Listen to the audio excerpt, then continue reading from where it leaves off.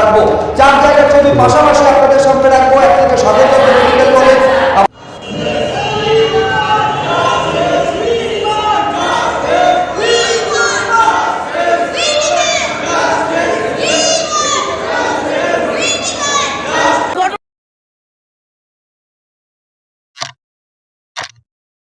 কি গো, উঠবে না?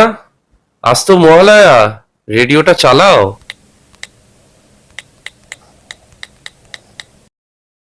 মহালয়া।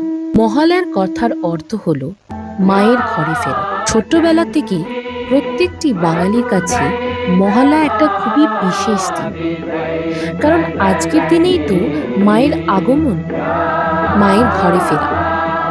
প্রত্যেক বছর এই দিনটার জন্য প্রত্যেকটি বাঙালি অপেক্ষা করে বসে থাকে।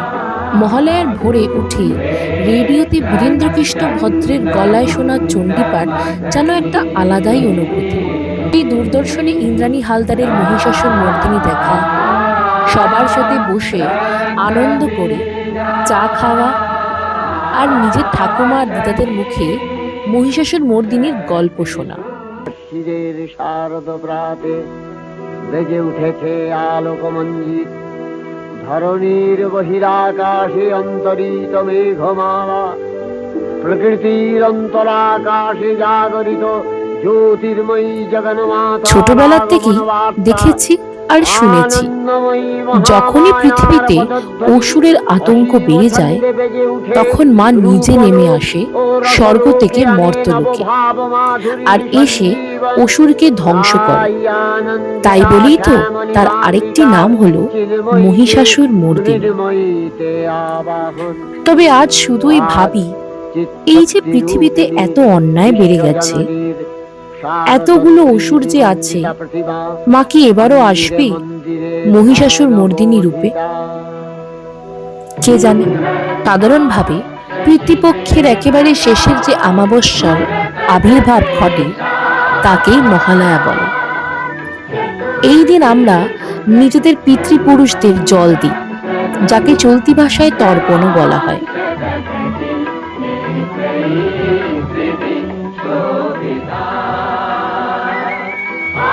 তর্পণ বলা হয় হিন্দুদের ধর্মে একটা খুবই শুভ কাজ। নিজের পিতৃপুরুষদেরকে জল দিয়ে আমরা তাদের ভালো থাকার আর আশীর্বাদের কামনা করি। মহালয়ার আরম্ভ হয় চণ্ডীপাঠ আর তর্পণ দিয়ে, শেষ হয় কুমোরটুলিতে গিয়ে। মহালয়ার উপলক্ষে আমাদের সোসাইটি থেকে করানো হচ্ছিল সম্মেলনী আর খাওয়া দাওয়া। তবে ভিড় প্রচন্ড বেড়ে যাওয়াতে আমরা ডিসাইড করলাম আমরা বাইরে গিয়েও লুচি আর ঘুগনি খেয়ে আসবো। মহালয়ার ব্রেকফাস্ট করলাম। কেউ কেউ তো আজ থেকেই বেরিয়ে পড়ে ঠাকুর দেখার উদ্দেশ্যে। এমনই একটা উদ্দেশ্য নিয়ে আজ আমরাও বেরিয়ে পড়লাম কুমোরটুলির দিকে।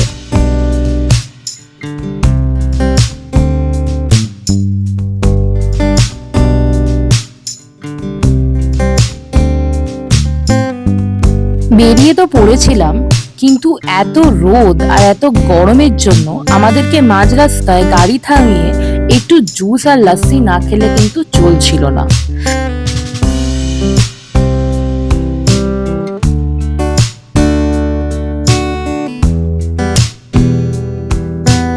চটপট করে জুস আর লাস্সি খেয়ে নিজের এনার্জিটাকে ফুল চার্জ করে আমরা ঢুকে পড়লাম কুমোরটুলির গলিতে।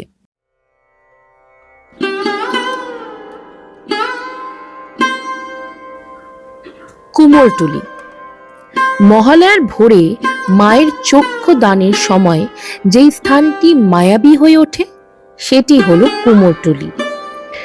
শিল্পীদের পটু হাতের কাজে আমরা মুগ্ধ হই সবসময়। সেই নিপুণ করে যে মায়ের চোখটি আঁকা হয়, সেটা সত্যি দুর্দান্ত দৃশ্য। সেটা একমাত্র মহালয়ার ভোরেই দেখা যেতে পারে, তাও আবার কুমোরটুলিতে।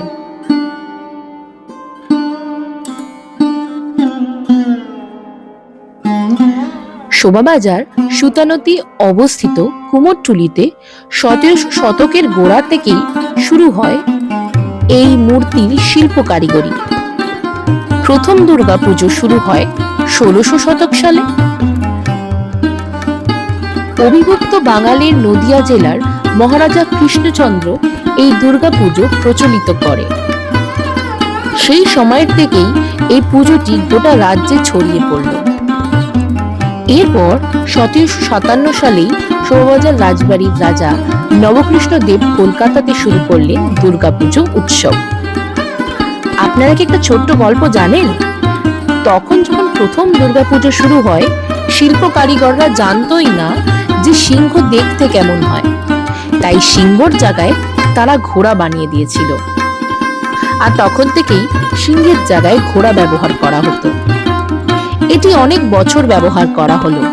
এখন ইংরেজরা নিজের ফটক তৈরি করলো কলকাতার বুকে, তখন ফটকের উপরে সিংহের মূর্তি স্থাপিত করা হলো চিহ্ন হিসাবে। ওই সিংহের মূর্তি দেখার পর থেকেই গোটা রাজ্যে ছড়িয়ে পড়ল মায়ের পায়ের তলায় ঘোড়ার জায়গায় সিংহর মূর্তি। এখন থেকেই আসল সিংহ মায়ের পায়ের তলায় স্থান পেল।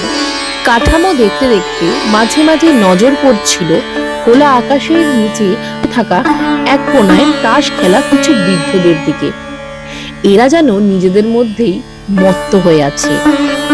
আজকালকার সোশ্যাল মিডিয়ার যুগে আমরা যেন বসে গল্প করা, আড্ডা দেওয়া, তাস খেলা, বিকেল হলে বন্ধুদের সাথে ঘুড়ি ওড়ানো ভুলেই গেছি। সবাই যেন সে বসে বসে মোবাইলের বাটন প্রেস করতেই ব্যস্ত থাকে।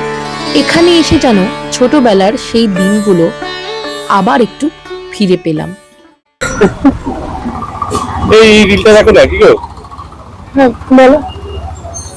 অন্য অনুষ্ঠান কিছু হয়েছে নাকি? না কিছু হয়নি, বলো। হয়েছে নাকি তোমার একটা অন্য অনুষ্ঠান? না কিছু হয়নি। দেখাও কি দেখাচ্ছে না। আরে বলো না। না কিছু হয়নি, বলো কি দেখাবে বলো। ছাড়ো, গঙ্গার ঘাটে যাবে? কোন গঙ্গার ঘাট? আইরিতলা। চলো চল। আহিরিতলা কলকাতার অন্যতম আর প্রাচীন ঘাটের মধ্যে একটি হলো এই আহিরিতলার ঘাট। হুগলি নদীর কাছে নর্থ কলকাতায় স্থাপিত এই প্রাচীন ঘাটটি ইতিহাস, সাহিত্য, বাঙালির সংস্কৃত সব মিলিয়ে একটি আইকনিক জায়গা। এটি আসলে তর্পণ, শ্রাদ্ধর জন্য বেশি প্রচলিত। এখানে এলে তরুণ আর তরুণীদের আড্ডা, চা আর প্রেমের অনেক নজিরই দেখতে পাবেন। কলকাতার অনেক বড় বড় পুজো প্যান্ডেলের বিসর্জনও কিন্তু হয় এই আহিরিতলার ঘাটে। আমাদের বিশাল খিদে পাচ্ছিল, তাই আমাদের বাড়ির সামনে এই রেস্টুরেন্টটিতে আমরা চটপট কিছু খেয়ে বাড়ির উদ্দেশ্যে বেরিয়ে পড়লাম।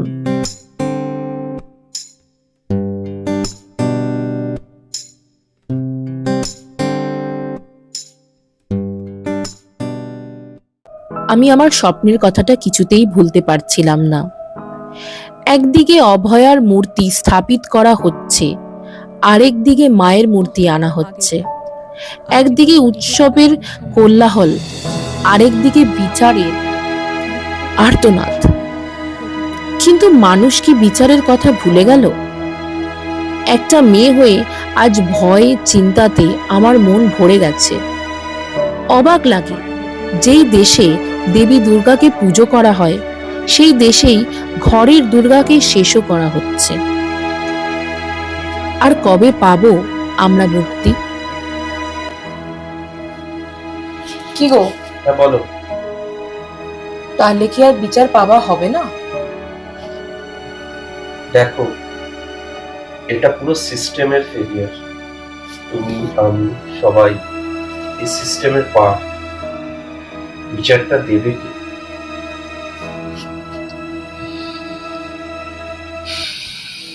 यशो देहि दिशो जहि धूम्र नेत्र बधे देवी धर्म कामार्थदायिनी